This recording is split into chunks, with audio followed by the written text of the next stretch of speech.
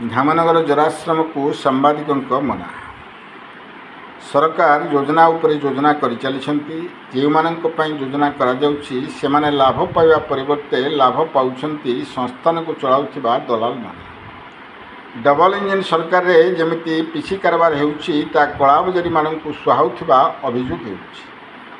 खोद मंत्री सूर्यवंशी निर्वाचन मंडली रे एभली एक घटना देखा मिली। गणमाध्यम कंट्रोल करने को प्रयास करा जाउछि। आज एपरी एक घटना घटिथिबार देखा मिली। भद्रक जिला धामनगर विज्ञापित अंचल अंतर्गत मुनिसीपाटना ग्रामर धनेश्वर मल्लिक नामक जड़े 70 वर्षर वृद्ध जराश्रम रही 6 दिन तले आसी। मात्र खाद्य एते निम्नमान थिला जे सेठारु किछि लोकक सहायता 5 दिन रहिबा परे पळाई आसिथिले।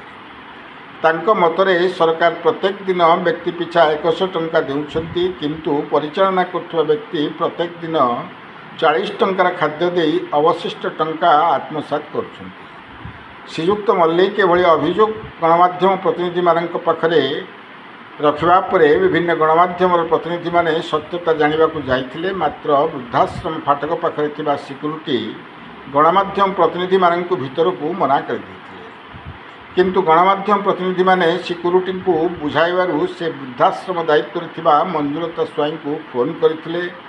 मात्र से मना करबा सहित पुलिस को मध्य पठाइथिले। जदि से स्थान रे किछि दुर्नीति हेउनी एवं वृद्ध वृद्धा को ठीक भाव में रखा जाउछि, तेबे गणमाध्यम प्रतिनिधि को भीतर को पुराई दिया जाउ नाही काहे। केउं बाहुबली नेता छत्र छाया तले रहिछि कि ताहार दबंगगिरी एते देखाउछि। पूर्व सरकार रे 100 कोटी टंका विनिमय जो जराश्रम तैयारी होइथिला, केवल एही सरकार आत्मसात करबाकू ना साधारण लोकंक प्रश्न। जदि सरकार प्रकृत लोकंक मंगल चाहूँगी तेबे सेठारे जड़े सरकारी कर्मचारी को दायित्व देवा सहित एही ठिकादार दलाल को सेठारू बाहर करा जाऊ बोली दाबी होउछि। भद्रक जिला प्रतिनिधि सीताकांत विश्वाल रिपोर्ट, क्रांतिधारा न्यूज। जन मोर कौन से मो ना श्री धनेश्वर मल्लिक, साकिन मुनिसीपाटना 4 नंबर वार्ड, जिला भद्रक, थाना धामनगर, जिला भद्रक। आपण जो जाइतिले जराश्रम रे केते दिन धरिक रहितंती आ कोन कोन से सब देखिबा पाइले?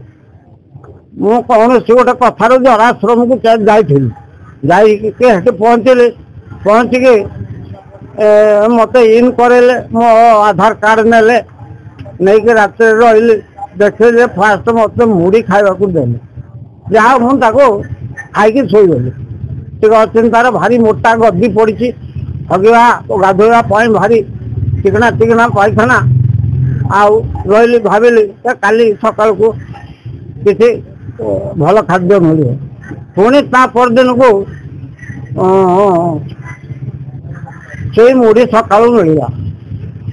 मुड़ी खाई सारा पुणी 11टा बेलू खाई शोलु। कौन खाया 4टा बेले मु तो आपणकर 5टा 6टा भितर ढुकिली। पूर्व दिन से 11टा बेल कथा कहूँ, भात डालमा डाली करके जो डाली देले तादर किसी पड़ना, खाली लुण हल्दी पड़ी। आउ गोटे गोटे सीझे देले, तादर शुक्ला पोड़ा लंका 2टी करके देले, आउ लुण देले। ताको जो भली खाया कथा आपण मैंने हृदयंगम करते, जहाँ हो 2 दिन भोकला हाथ पेली ठेलिकी ताको खाई शोलु। पुणी राति के टिके मिलला सुजी मिलला, सुजी खाइलु। खाई सारी ता परदिन सकाल को पुणी मुड़ी।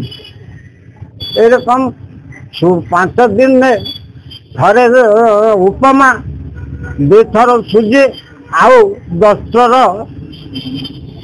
देहरु 7 थर मुड़ी। मुड़ी 7 थर।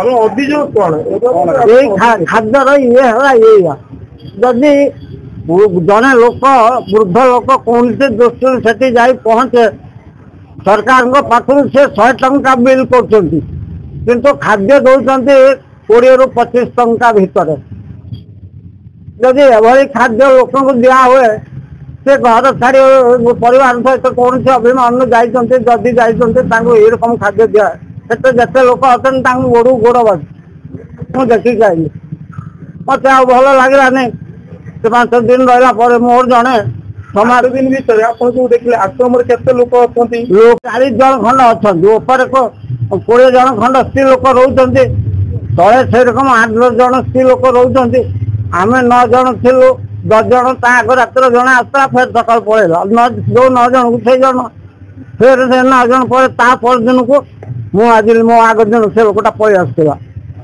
से काला लोकटे खाली से ठाकुर हरदत्तर बसिक मंत्र फंत्र पड़े ये करे शुणते किए जार भक्ति हो जाए जार भक्ति न हो जाए सरकार पाखे आप कौन अभियोग करेंगे अभियोग या कर 100 टंका खाद्य को जो 25 टंका दि जाऊँगी सेटा को सरकार विचार करूँ